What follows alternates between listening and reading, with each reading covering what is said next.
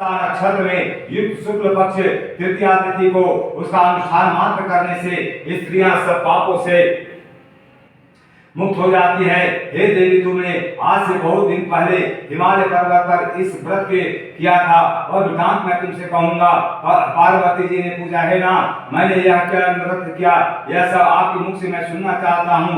उत्तर की ओर एक बड़ा रमणीय पर्वतों में श्रेष्ठ हिमवान नाम का पर्वत है। नाना प्रकार के पक्षी, अनेक प्रकार के पशु उस पर निवास करते हैं। वहां पहुंच करके गंधर्वों साथ बहुत से देवता सिद्धचारण ऋषिगण सर्वदा प्रसन्न मन से विचरते हैं। वहां पहुंचकर गंधर्व गाते हैं, सराय नाचते हैं और पर्वतराज के दिन रत्न वैभव मणि खाने भरी हैं। यह पर्वत ऊंचा तो इतना अधिक है कि मित्र के घर भी तरह समझकर आकाश स्पर्श करता है। उसके समस्त शिखर सदैव हिम की बर्फ में लक्षित रहते हैं। गंगा जल की ध्वनि सदा सुनाई देती रहती है। पार्वती, तूने बाल्यकाल में उसी पर्वत पर तपस्या की थी। 12 वर्षों तक तुम मुट्ठी टंग करके केवल धुआं पीकर रही। 64 वर्ष तक सूखे पत्ते खाकर माघ महीने में तुमने वैशाख दोपहरिया में पंचांगी तापती रही। और फिर नारद जी ने पर्वतराज सुदुमय, भगवान विष्णु का भेजा हुआ आपके पास आया हूँ। आपको चाहिए कि यह योग वर कन्या रत्न किसी योग वर को दे। भगवान विष्णु के समान योग वर ब्रह्मा, इंद्र और शिव, इनके सामने कोई नहीं है। इसलिए मैं कहूंगा, यही कहूंगा कि आप अपनी कन्या भगवान विष्णु को ही देवे। हिमवान ने फिर कहा, भगवान विष्णु स्वयं मेरी कन्या लेने आ रहे हैं। आप यह संदेश लेकर आए हैं तो मैं उन्हें आपकी कन्या दूंगा।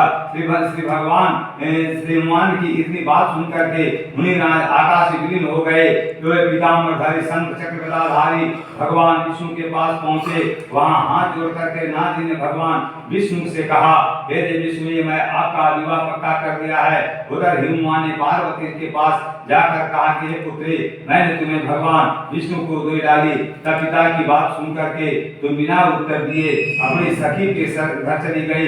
वह जमीन पर पड़ करके तुम बड़ी होती हुई विलाप करने लगी। और तुमने ये उधर तुम्हारे पिता भी घर घर खोजने लगे, दूतों द्वारा खबर लेने लगे, कौन देवता या किन्नर मेरी पुत्री को हर लिया है। उन्हीं के मन में ही मन कहा, मैं नाथ जी के आगे प्रतिज्ञा कर चुका हूँ, अपनी पुत्री भगवान विष्णु को दूंगा।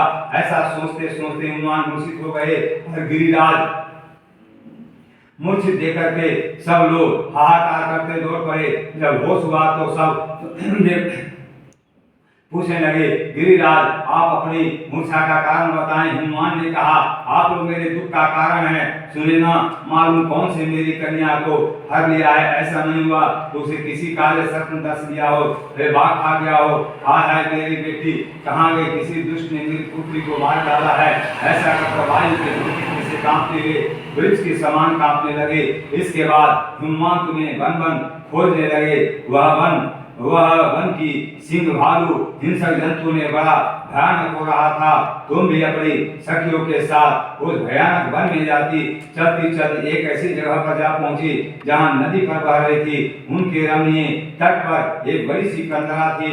तुमने उसी कंदरा में आश्रम बना लिया और मेरी एक बालमाई प्रतिमा बना करके अपनी सखियों के साथ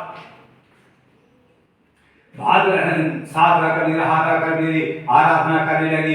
जब भाद्रपद मास शुक्ल का हस्तयुक्त तृतीया तिथि था, तब तुमने मेरा विधिवत पूजन किया और तत्काल वहां जाकर जब अपनी सखियों के साथ रहती थी, वहां पहुंच करके मैंने तुमसे कहा कि तुम पर प्रसन्न बोलो, क्या चाहती हो। तुमने कहा, मेरे देवता, यदि आप मेरे ऊपर प्रसन्न हैं तो मेरे प्रति बलि। तब आपने कहा, तथास्तु कहकर कैलाश पर्वत वापस चले आने का तुमने प्रतिमा नदी में प्रवाहित कर दी और सखियों के साथ उस महाव्रत का पालन किया। हिमवान जी तब तक उस वन में तुम्हें खोजते हुए आप पहुंचे। चारों दिशाओं में तुम्हारी खोज करते करते या व्याकुल हो चुके थे। इसलिए मैं तुम्हारे आश्रम के समीप पहुंचते ही गिर पड़े और थोड़ी देर बाद उन्होंने नदी के तट पर दो कन्याओं को सोते हुए देखा। देखते ही उन्होंने तुम्हें छाती से लगा लिया और विलप करके रोने लगे। फिर पूछा, पुत्री, तुम सिंह व्याघ्र आदि जंतुओं से कैसे बची। तब उसने कहा, मेरे पिताजी, मैं यहाँ पर आपके घर से मैं यहाँ छिप गया था, इसलिए मेरे सखियों ने हर लिया, इसलिए इसका नाम हरतालिका व्रत पड़ा। तुमसे सखियों इसी हरतालिका पार्वती ने कहा, हे प्रभु, आप नाम बताया अब इसकी विधि भी बताएं, इसका क्या पुण्य है, क्या फल है, यह पर्वत कौन करे, यह व्रत कौन करे। श्री शिव जी पार्वती से कहते हैं, देवी तुमने समस्त स्त्री जाति की भलाई के लिए व्रत बतलाया है। जो स्त्री अपनी सौभाग्य की रक्षा करना चाहती वह यत्नपूर्वक इस व्रत का पूजन करे। ऊपर में जो गिनाई गई नींबू, जलेबी, नीम, लौंग, अनार, नारंगी आदि जो फल प्राप्त हो सके इसे इकट्ठा कर ले। उस ऋतु में फल तथा फूल मिल सके विशेष रूप से रखे। इसके बाद धूप दीप आदि से पूजन कर प्रार्थना करे, हे शिवे, हे स्वरूपी, हे मंगले, हे समर्थों को देने वाली, हे देवी, हे शिवरूपे आपको नमस्कार है, हे शिवरूपे आपको सदा के लिए नमस्कार है, हे ब्रह्मचारिणी आपको सदा के लिए नमस्कार है, जगद्धात्री आपको नमस्कार है, हे सिंहवाणी संसार के ऐसे भयभीत मुझे दीन की रक्षा करे।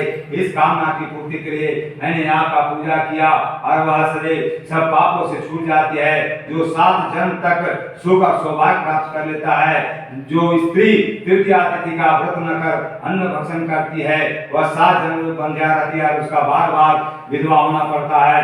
वह सदा दरिद्र पुत्र शोक से शोकाकुल स्वभाव वाला की तथा दुख भोगने वाली होती है।